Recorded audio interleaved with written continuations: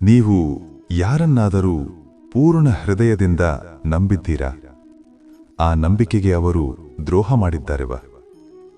ನಂಬಿಕೆ ಒಡೆದಾಗ ಹೃದಯ ಮಾತ್ರವಲ್ಲ, ಆತ್ಮವೇ ನೋವಿನಿಂದ ನಲುಗುತ್ತದೆ. ಇಂದು ಅನೇಕ ಜನರ ಮೌನ ಕಣ್ಣೀರಿನ ಕಾರಣ ಒಂದೇ ವಿಷಯ: ನಂಬಿಕೆಗೆ ದ್ರೋಹ. ಇಂತಹ ಸಮಯದಲ್ಲಿ ನಮಗೆ ದಾರಿ ತೋರಿಸುವವನು ಒಬ್ಬನೇ, ಶ್ರೀಕೃಷ್ಣ.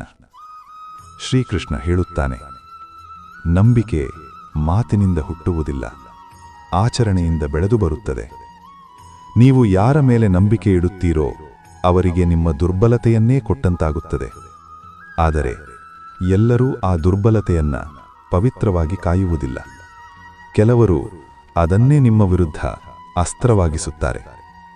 ಅದೇ ದ್ರೋಹ. ಅರ್ಜುನನು ಕೃಷ್ಣನನ್ನು ಕೇಳುತ್ತಾನೆ, ಕೃಷ್ಣ, ನಾನು ನಂಬಿದವರೇ ನನ್ನ ವಿರುದ್ಧ ನಿಂತಿದ್ದಾರೆ, ಇದು ನ್ಯಾಯವೇ? ಕೃಷ್ಣನು ಉತ್ತರಿಸುತ್ತಾನೆ, ಅರ್ಜುನ, ನಿನ್ನ ನಂಬಿಕೆ ತಪ್ಪಲ್ಲ, ಆದರೆ ಅವರ ಯೋಗ್ಯತೆ ತಪ್ಪು. ಲಾಭ ಇರುವವರೆಗೂ ಇರುವವರು ಸ್ನೇಹಿತರು. ತ್ಯಾಗ ಬೇಕಾದಾಗ ಅವರ ಮುಖಗಳು ಬದಲಾಗುತ್ತವೆ. ನಿಮ್ಮ ಯಶಸ್ಸಿಗೆ ಸಂತೋಷಪಡುವುದಿಲ್ಲವಾದರೆ ಅವರು ನಿಮ್ಮವರಲ್ಲ. ನಿಮ್ಮ ನೋವನ್ನ ಉಪಯೋಗಿಸಿಕೊಳ್ಳುವವರು ನಿಮ್ಮ ಬಂಧುಗಳಲ್ಲ. ಅವರಿಂದ ದೂರ ಹೋಗುವುದು ಪದಾಯನವಲ್ಲ, ಅದು ಆತ್ಮರಕ್ಷಣೆ.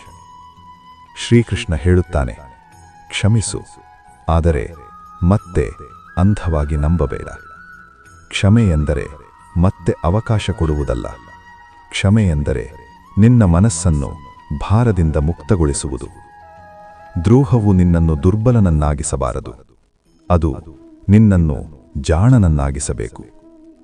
ಎಲ್ಲರೂ ಕೈಬಿಡಬಹುದು, ಸ್ನೇಹ, ಸಂಬಂಧ, ಪ್ರೀತಿ, ಆದರೆ ಒಬ್ಬ ಮಾತ್ರ ನಿನ್ನನ್ನು ಕೈಬಿಡುವುದಿಲ್ಲ. ನೀನು ನಿನ್ನ ಕರ್ತವ್ಯ ಮಾಡಿದರೆ ನಾನು ನಿನ್ನನ್ನು ಕೈಬಿಡುವುದಿಲ್ಲ. ಇದು ಶ್ರೀಕೃಷ್ಣನ ವಾಗ್ದಾನ. ಮನುಷ್ಯರ ಮೇಲೆ ಅಲ್ಲ, ಧರ್ಮದ ಮೇಲೆ ನಂಬಿಕೆ ಇಡು. ನಿನ್ನನ್ನು ದ್ರೋಹ ಮಾಡಿದವರು ನಿನ್ನ ಶಕ್ತಿಯನ್ನು ಅರಿಯದವರು.